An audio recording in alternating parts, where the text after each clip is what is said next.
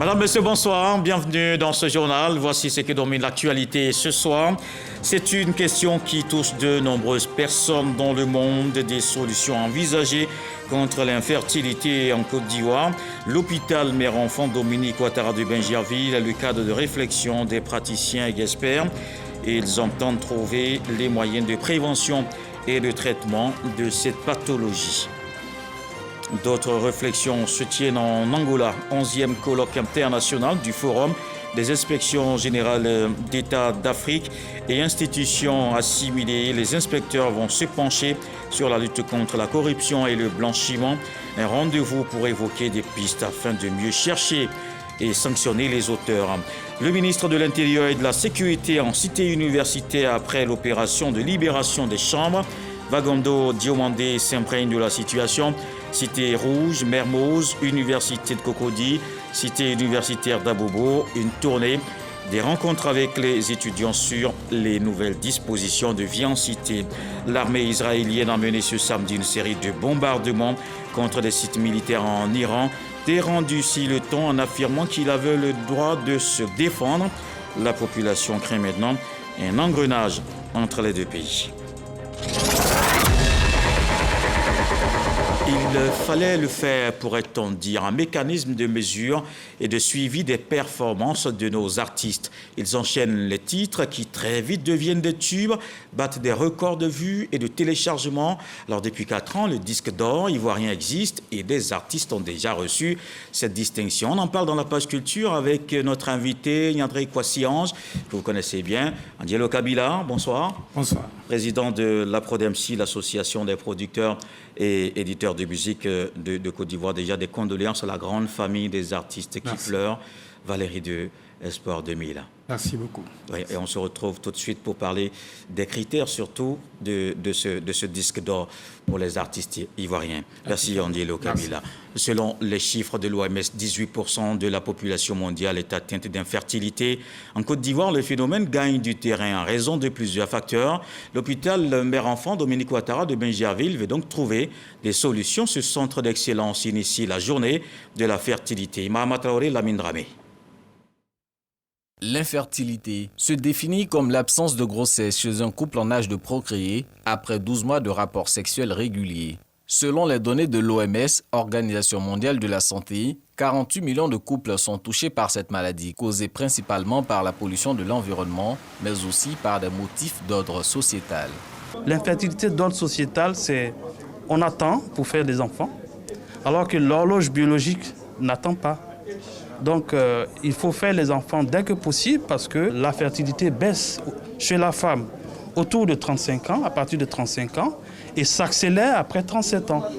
Et chez l'homme, c'est autour de 45 ans qu'il y a une baisse de la fertilité. Face à ce phénomène qui gagne du terrain en Afrique, les experts et praticiens ivoiriens se mobilisent en vue de trouver des solutions à l'occasion de la première journée de la fertilité organisée par l'hôpital mère-enfant de Bingerville. En ce qui concerne la perte de la fertilité au niveau du monde, c'est quand même 50% de la qualité du sperme qui a diminué. D'accord ? Donc si jamais on veut sortir de ces schémas et aller dans la prévention, il faut associer les différents acteurs. Donc les médecins, les pédiatres, les chirurgiens pédiatres, les psychologues, les endocrinologues, les oncologues, puisque le traitement anticancéreux de l'enfant est aussi une source d'atteinte de la fertilité. Pour la prévention et le traitement, il existe à l'hôpital mère-enfant de Bingerville un centre dédié à la fertilité. Un autre mal passé au scanner, la lutte contre la corruption. Le 11e colloque international du Forum des inspections générales d'État d'Afrique et institutions assimilées se tient en Angola. L'inspecteur général d'État, Théophile Awandoli, est à Luanda pour cette rencontre. Ce rendez-vous permettra au pays d'évoquer des pistes pour mieux chercher et sanctionner les auteurs. Alexis Ouedraogo. Le 11e colloque international du Forum des inspections générales d'État d'Afrique et institutions assimilées a ouvert ses portes cette semaine à Luanda autour du thème « La lutte contre la corruption et le blanchiment, investigation, répression et coopération ». Les échanges permettent de mener la réflexion sur les réformes à conduire pour renforcer l'efficacité des institutions de contrôle sur le continent. On a discuté de deux sujets essentiels. une réforme institutionnelle éventuelle et également la mise en œuvre des référentiels. L'inspection générale a pour rôle essentiel de combattre la mauvaise gestion qui peut avoir un aspect de corruption. C'est pour ça que dans certains pays comme la Côte d'Ivoire, comme le Sénégal, etc., il y a une inspection générale et puis il y a également une structure spécifique à la lutte contre la corruption. Nous sommes là pour vérifier que l'argent public, les ressources de l'État sont utilisées à bon escient. Mercredi, les chefs de délégation ont été reçus en audience par le président angolais. Les travaux de Luanda vont permettre d'accueillir de nouveaux membres des pays lusophones au sein de l'organisation. Et de l'Angola, intéressons-nous aux conséquences de la crise au Proche-Orient. La Côte d'Ivoire vole au secours des Ivoiriens vivant au Liban. Ils regagnent le pays. La deuxième vague est arrivée ce samedi. Cette délégation conduite par l'ambassadeur de Côte d'Ivoire est accueillie à l'aéroport Félix Houphouët-Boigny. Julien Gogo, Lanciné Bakayoko. Visiblement heureux de regagner la terre natale, les Ivoiriens de cette deuxième vague ont été accueillis par les autorités du ministère des Affaires étrangères, de l'intégration africaine et des Ivoiriens de l'extérieur. Conformément aux engagements du chef de l'État de porter secours et assistance à tous les Ivoiriens vivant à l'extérieur, avec la situation qui se vit aujourd'hui dans une partie du monde, notamment au Liban, les Ivoiriens désireux de rentrer en Côte d'Ivoire ont été ramenés au pays. Il y a une première vague de 30 personnes qui sont entrées hier et aujourd'hui, nous avons une nouvelle vague qui est arrivée. Une fois sur place, évidemment, le ministère des Affaires étrangères a prévu de recevoir les différentes délégations qui arrivent, les différentes personnes qui arrivent. Nous avons le directeur général des Ivoiriens de l'extérieur qui est avec moi et qui prend toutes les dispositions. Pour ce rapatriement, tous les moyens ont été déployés par le gouvernement. Un rapatriement volontaire à titre préventif, aucune perte en vie humaine n'ayant été déplorée parmi les ressortissants ivoiriens vivant au Liban depuis le début de cette crise. À la suite de M. le directeur de cabinet, je voudrais remercier M. le ministre des Affaires étrangères, les plus hautes autorités de Côte d'Ivoire. Je suis avec le personnel diplomatique. Nous venons d'atterrir le personnel administratif et technique de l'ambassade des nationalités ivoiriennes. Beyrouth, la capitale libanaise, est sous le feu des canons largués par les troupes israéliennes en représailles aux incursions du Hezbollah selon Tel Aviv. D'autres Ivoiriens sont attendus dans les tout prochains jours. Et dans l'actualité ce soir, quelques semaines après le départ de certains étudiants des cités universitaires, le ministre de l'Intérieur et de la Sécurité sur les lieux, Wagondo Diomandé, veut s'assurer du bien-être des occupants sur place. Des forces de l'ordre ont assuré la sécurité pendant les opérations de libération des chambres. Cité Rouge, Mermoz, Université de Cocody, Cité universitaire d'Abobo. Il avait un message pour assurer les étudiants. Jean-Michel Kodio, Sidonie Davila. Composée essentiellement d'objets contondants, cette découverte est le résultat des fouilles menées par les forces de l'ordre déployées sur les cités universitaires depuis le 2 octobre dernier, date à laquelle les étudiants occupant illégalement les cités universitaires avaient été sommés de quitter les lieux. Il s'agit notamment de la Cité Rouge, de Mermoz, de l'Université de Cocody. Quelques semaines après, état des lieux du ministre de l'Intérieur et de la Sécurité. Ici, on note la satisfaction de Wagondo Diomandé, qui voit l'inquiétude des étudiants levée. À la suite du déguerpissement qui a été effectué, la sécurité est assurée sur le campus avec les gendarmes et les policiers. Et donc, c'est véritablement un bénéfice pour nous, les étudiants, parce qu'on s'est dit qu'il n'y a vraiment plus personne sur les paliers, 2-3 personnes dans les chambres. Et c'est vraiment compliqué. Le gouvernement a pu prendre certaines mesures pour veiller à la sécurité de chaque étudiant. Donc ça, c'est un point à relever qui est très important.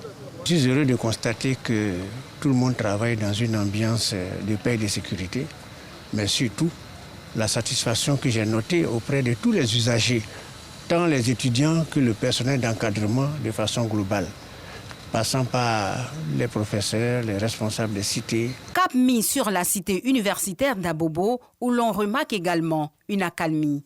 Malheureusement, nous avons quand même constaté, je dirais, de visu, les dégâts qui ont été commis par nos enfants. un état des lieux qui va permettre de mieux orienter les actions à venir. Mais ça, c'est sur le compte du ministère de l'Enseignement supérieur qui nous a aussi autorisé à venir ce matin, parce qu'il faut mettre chacun dans son compartiment de responsabilité. Selon le ministre de l'Intérieur et de la Sécurité, ce dispositif sécuritaire sera maintenu aussi longtemps que nécessaire. Une information qui rassure étudiants et personnel administratif. En économie, la société Eni présente son premier rapport d'activité. L'exploitant du gisement baleine présente ses réalisations et ses objectifs. L'entreprise entend contribuer au développement durable. Tous les acteurs impliqués dans les secteurs de l'exploitation et la production d'hydrocarbures se sont retrouvés. On le voit avec Jean-Louis Gbangbo. Décarbonisation, contenu local, amélioration des conditions de vie des populations. Ce sont les principaux points saillants du premier rapport sur le développement durable que vient de publier la filiale ivoirienne du groupe pétrolier italien Eni. La société qui exploite actuellement le champ baleine, le plus grand champ pétrolier jamais découvert en Côte d'Ivoire, entend contribuer à un avenir prospère et durable pour le pays. Ces documents ne racontent pas seulement nos réalisations. Ils reflètent notre engagement commun et l'harmonie de notre collaboration avec la Côte d'Ivoire dans le respect de ses objectifs de développement et de croissance. Un soutien aux ambitions de la Côte d'Ivoire pour un développement durable en mettant l'énergie au service du progrès. Le document a été remis au gouvernement par le canal du ministère des Mines, du Pétrole et de l'Énergie. L'engagement d'Eni en faveur de la transition énergétique et de la durabilité fait partie intégrante de la vision du gouvernement de faire des ressources minérales et énergétiques le pilier d'une nouvelle phase de croissance soutenue et durable pour la Côte d'Ivoire. Au nombre des initiatives qui sont décrites dans le rapport, on peut citer la distribution de foyers améliorés qui a permis la réduction des émissions liées à la cuisson, des projets de reboisement, des rénovations d'écoles et la valorisation des résidus agricoles tels que les graines d'EVA en le transformant en huile végétale pour la production de biocarburants. Dans cette lente de l'amélioration du quotidien et du développement local, le ministre des Ressources animales et halieutiques était à Dimbokro, Sidiki Moko Touré, apportant un soutien aux acteurs d'UNZI. Ils ont reçu des équipements informatiques, une dotation dans le cadre du projet de renforcement des moyens de subsistance des petits exploitants et des femmes. Eugène Toubé. Pour de meilleurs résultats de leurs activités dans leurs zones d'intervention respectives, les agents du ministère des Ressources animales et halieutiques et les éleveurs relais avaient sollicité l'aide de la tutelle. En réponse, ils viennent d'être dotés en engins roulants et en matériel informatique. Ce sont 10 motos, 60 vélos, des tablettes et des ordinateurs portables, des acquis qui renforcent leur opérationnalité. Ces équipements doivent être perçus comme des outils de travail précieux. Je vous encourage donc à en faire bon usage, car ce matériel est avant tout destiné à accroître vos performances et à consolider la réussite de nos initiatives communes. Ces équipements reçus par les agents du MIRA et les éleveurs relais s'inscrivent dans le cadre du PREMOPEF, projet de renforcement des moyens de subsistance des petits exploitants et des femmes. Son objectif est d'apporter les réponses aux besoins majeurs des petits producteurs, les jeunes et les femmes notamment dans la région d'Unzi, par une contribution à l'amélioration de la sécurité alimentaire et nutritionnelle, ainsi que la résilience aux effets du changement climatique. Chers bénéficiaires, grâce à votre engagement à réussir vos tâches, nous verrons une amélioration des pratiques d'élevage, une hausse de la production et surtout un renforcement de la sécurité alimentaire afin de réduire le taux de dépendance de notre cher pays à l'importation des produits animaux et halieutiques. La durée du PREMOPEF est de 4 ans, dotée d'une enveloppe de 9 milliards 870 millions de francs CFA. Une aubaine pour les populations d'Unzi que composent les départements de Dimbokro, Bokanda et Kwasi-Kwasi-Kro. L'Unzi, une région où le taux de pauvreté est de 59%, avec une forte prévalence de l'insécurité alimentaire et nutritionnelle. Notre soutien pour lutter contre la vie chère, le ministre du Commerce a remis du matériel aux acteurs de la chaîne de commercialisation des produits vivriers du matériel pour le transport et la transformation des produits. Souleymane Diarra-Souba a invité les populations à privilégier la consommation des produits locaux. Nous sommes d'ailleurs dans le mois du consommé local. Fred Oulaï Sidoni Davila. 100 tricycles, 20 décortiqueuses polyvalentes de céréales, 500 cajots, 50 broyeuses de manioc, le tout d'une valeur de 250 millions de francs CFA. Un ensemble d'équipements agricoles dont le ministre du Commerce Souleymane Diarra-Souba fait la remise symbolique à la chaîne des acteurs de commercialisation de produits vivriers. Il s'agit de réduire la pénibilité liée à l'approvisionnement des marchés. Aujourd'hui, on a été surprise par le geste du gouvernement. Souvent, on a des problèmes pour évacuer nos produits en ville, pour pouvoir convoyer vers Abidjan. Pour le directeur général de l'OCPV, Office d'aide à la commercialisation des produits vivriers, ces équipements agricoles sont une réponse aux préoccupations des acteurs du secteur. Le gouvernement ivoirien veut assurer la sécurité alimentaire de toutes les populations vivant en Côte d'Ivoire. Pour ce faire, nous avons besoin d'augmenter les volumes de production vivrière et surtout de veiller à ce que tout ce qui se produit dans nos campagnes puisse être acheminé dans les meilleures conditions sur les marchés de consommation. Pourvoyeur d'emplois, le secteur du vivrier est un levier de lutte contre la cherté de la vie. Le ministre du Commerce a traduit la volonté du gouvernement à accompagner les acteurs à travers des projets concrets pour assurer la sécurité alimentaire des populations. Nous continuerons à apporter le soutien de l'État de Côte d'Ivoire aux acteurs du vivrier afin d'assurer un approvisionnement régulier des marchés en produits vivriers de qualité en quantité suffisante et aussi à des prix accessibles. Chers acteurs du vivrier, les matériels et équipements que nous venons de vous remettre ce jour constituent des outils précieux pour accroître votre productivité et votre compétitivité. Ils vous permettront de sortir vos productions des champs et de les acheminer vers les centres de groupage ou les marchés de proximité.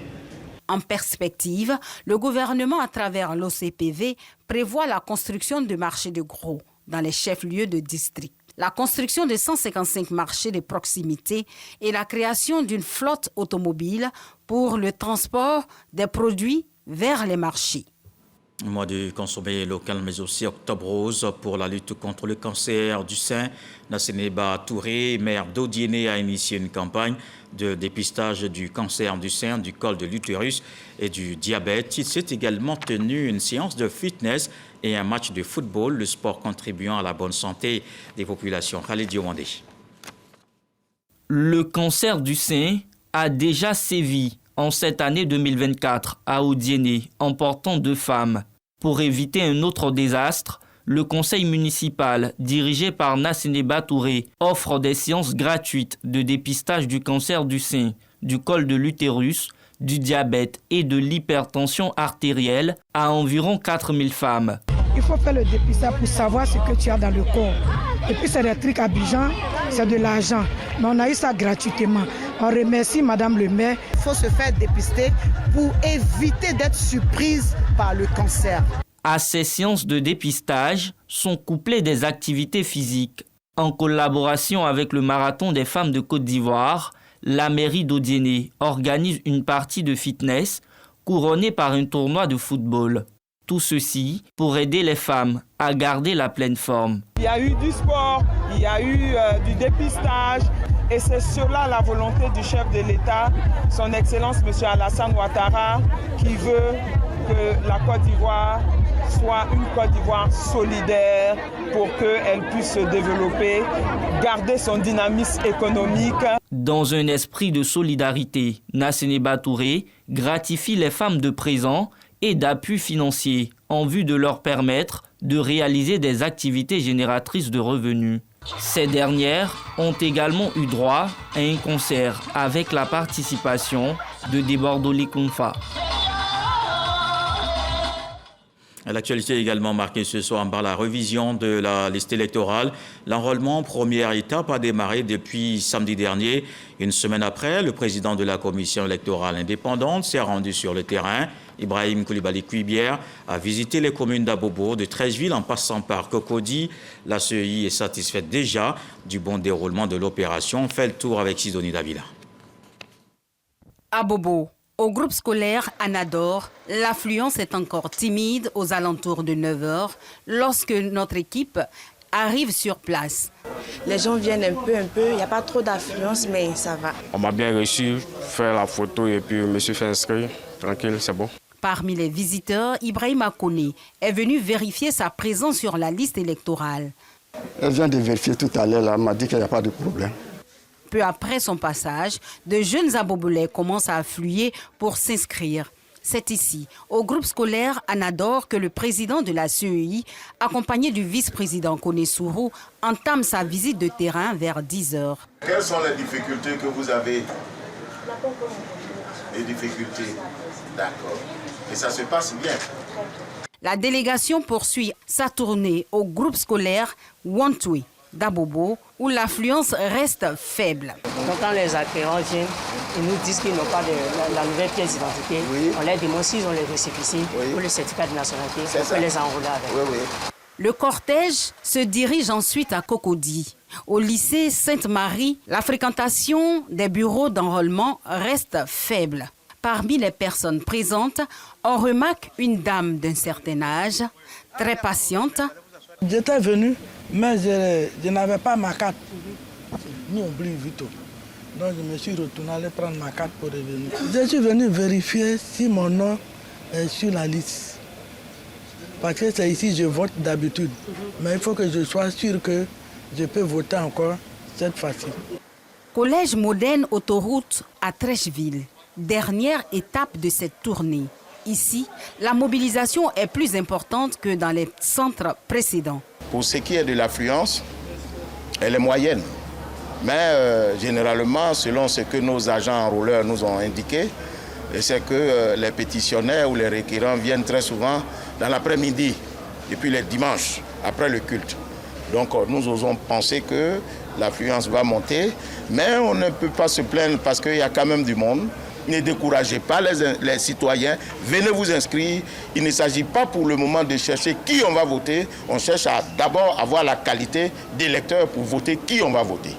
Après une semaine de démarrage de cette première phase de l'opération, de la révision de la liste électorale, le président et ses collaborateurs sont satisfaits. Nous avons eu 200 117 requérants qui ont visité l'ensemble de nos centres d'enrôlement. Et ceux qui sont venus sur les 200 000, nous avons 86 511 requérants, soit 43%, qui sont déjà des anciens électeurs qui sont venus mettre à jour leurs données personnelles. Et nous avons 113 000 nouvelles personnes qui se sont présentées pour la première fois pour s'inscrire sur la liste électorale, soit 56% des personnes qui ont visité les centres.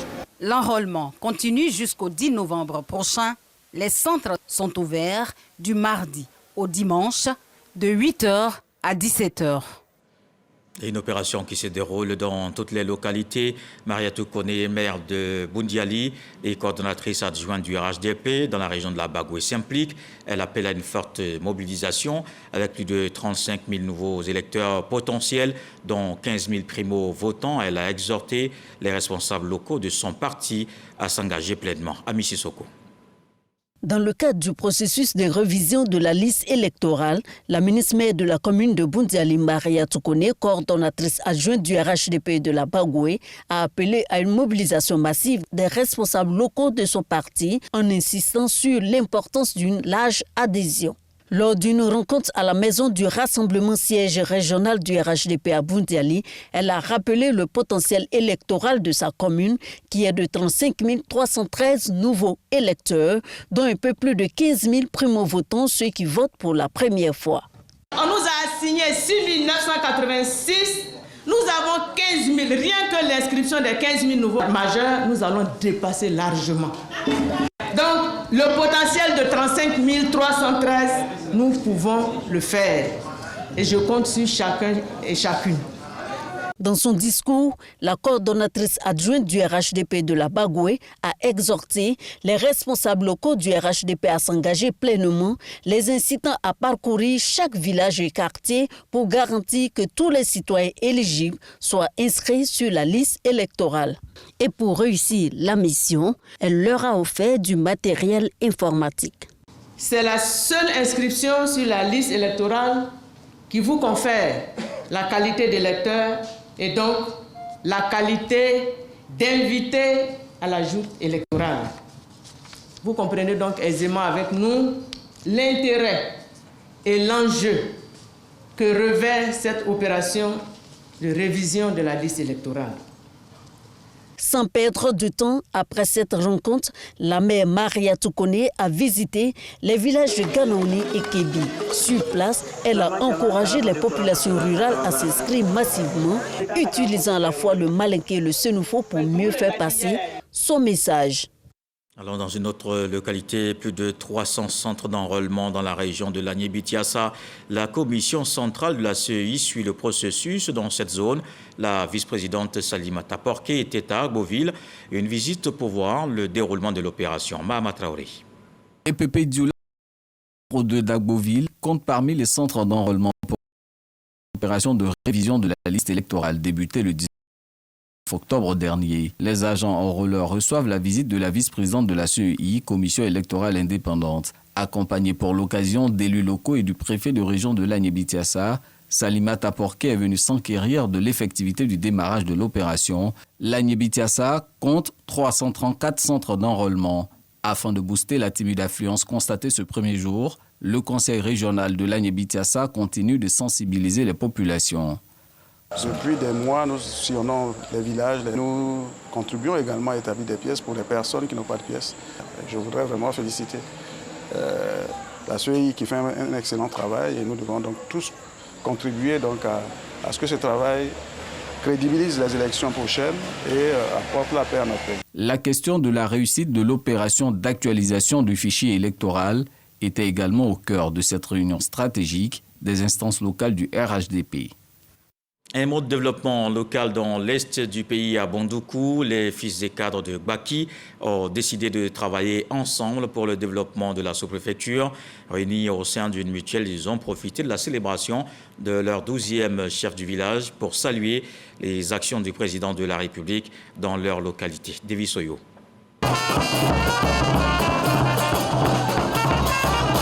Les populations de Gbaki, une localité de Bondoukou, expriment leur gratitude au président de la République, Alassane Ouattara. Gbaki a bénéficié de plusieurs infrastructures de base, eau potable, reprofilage des routes et des projets d'électrification. Les habitants réunis autour du 12e chef du village, Dabolo Kwasi Faustin Maraï II, parlent du développement de la localité. Le parrain, le député Maïsan Kofi Noël et la mutuelle du village saluent également les projets existants et se projettent sur les défis à relever. Je suis arrivé dans ce village en 2016 à l'occasion des campagnes électorales. Un certain nombre de préoccupations concernant le développement du village m'ont été soumises. Et aujourd'hui, je dois dire, lorsqu'on fait le bilan, beaucoup de ces préoccupations-là ont été prises en compte. Mais cela a été possible grâce au magistère de son Excellence Alassane Ouattara. L'une des préoccupations majeures des populations, c'était l'électrification villageoise. Il y a les poteaux qui sont déjà installés, le piquetage qui est en train d'être fait.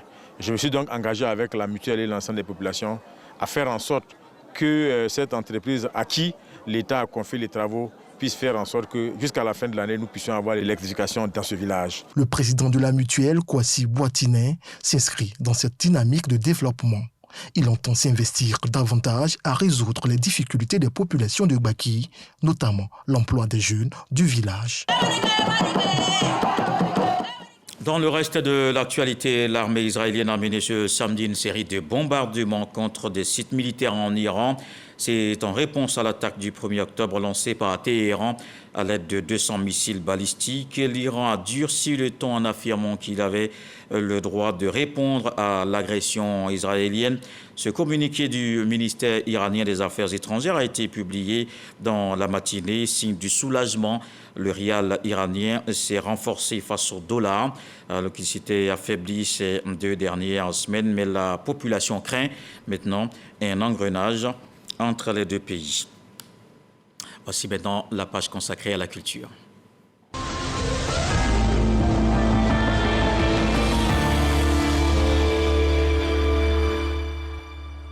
Le concours Miss Univers démarre dès le 14 novembre avec les présélections à Mexico. La Côte d'Ivoire est dans la compétition avec la Miss 2024, Marie-Emmanuelle Diamala. Elle tentera d'obtenir une place pour la finale, mais notre Miss a besoin du soutien de tous. Sarah Tiemene, Khalil Diomande. Après son sacre à Miss Côte d'Ivoire 2024, Marie-Emmanuelle Diamala rêve aujourd'hui plus grand. Le 16 novembre prochain à Mexico, la reine de la beauté ivoirienne, du haut de ses 20 ans, tentera de décrocher la couronne de la 73e édition du concours Miss Univers. Un nouveau challenge pour lequel le soutien de tous est souhaité. Je vais faire briller la Côte d'Ivoire à travers mon projet social qui est porté sur la mortalité maternelle et aussi sur les différentes tenues que je vais mettre qui ont été cousues par les designers de la Côte d'Ivoire qui m'accompagnent. Alors, chers Ivoiriens, votre Miss a besoin de vous. Elle a besoin de vous pour briller sur la scène internationale. Elle a besoin de vous pour représenter le pays avec fierté. Je ferai ma part et j'attends que vous fassiez aussi votre part. Pour un résultat appréciable de la candidate ivoirienne à cette compétition mondiale, il faut voter. Un lien est disponible sur la page Facebook Marie-Emmanuelle Diamala. C'est dans la nuit de ce dimanche à lundi que la Miss Côte d'Ivoire quittera Abidjan pour la capitale mexicaine. Depuis le samedi 19 octobre, plusieurs activités culturelles ont démarré à Grand-Bassam pour la Bissa. Ce dimanche, c'était au tour du Siedou, où la retraite du tam-tam sacré, une période consacrée au recueillement et au pardon mutuel entre les Nzima. Des centaines de participants étaient présents pour ce moment particulier. Devi Soyo.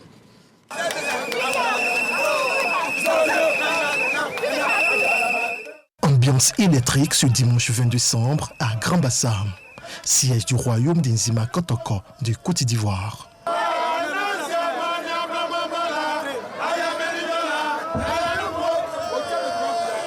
Le tam-tam sacré des Nzima, le Ndombole, fait son apparition à travers une procession pour la première fois depuis un an pour une retraite de 7 jours.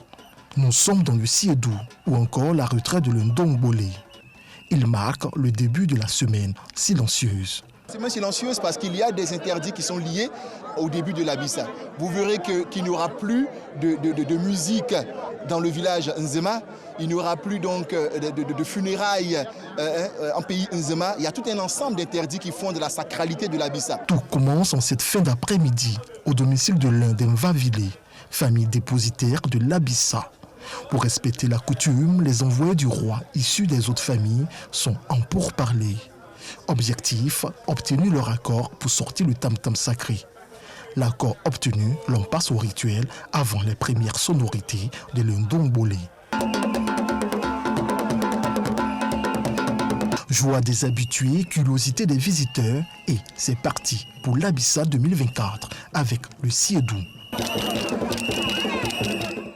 D'effervescence, on attend ce tambour qui arrive et je crois qu'à partir de ce moment-là, il y a plein de choses qui vont se délier dans la semaine prochaine. On voit bien que c'est de la musique qui va très très loin et qui amène sans doute parfois jusqu'à la transe. Pour rappel, le Siedou ou la retraite de l'Ndombole se tient une semaine avant les manifestations publiques de l'Abissa. Il a été précédé la veille par les danses du patrimoine culturel en présence d'Aoulaye Amontanoé, roi des Nzima Kotoko du Côte d'Ivoire. Et retrouvons l'invité de la page culture, Yandré Kwasi-Ange Diandilo Kabila, président de l'association des producteurs et éditeurs de musique de Côte d'Ivoire. Nous allons parler du disque d'or instauré il y a 4 ans, disons, les critères tout à l'heure. Mais est-ce que vous êtes la seule association qui donne le disque d'or, Diallo? Oui, officiellement, nous sommes la seule association ivoirienne qui attribue le disque d'or, la certification. Quelle est la différence entre le disque d'or ivoirien et ce que nous avons l'habitude de voir ailleurs, notamment en France? En fait, chaque pays a son disque d'or, notamment la France, les États-Unis et plein d'autres pays. Et nous avons décidé d'initier le disque d'or ivoirien pour encourager notamment les artistes ivoiriens, pour leur permettre de travailler davantage, pour que notre production artistique, musicale soit d'un niveau international. Donc nous avons essayé d'initier cela avec des critères aux normes internationales. Alors, disque d'or ivoirien, un élément de sèche par comme Didi, commenté par Ali Diomandé, et on se retrouve juste après. Si nous on réussit tout ce qu'on fait, c'est grâce à Dieu au travail bien fait. Avec fierté et remplie d'émotion, Roséline Layo tient entre ses mains son premier disque d'or.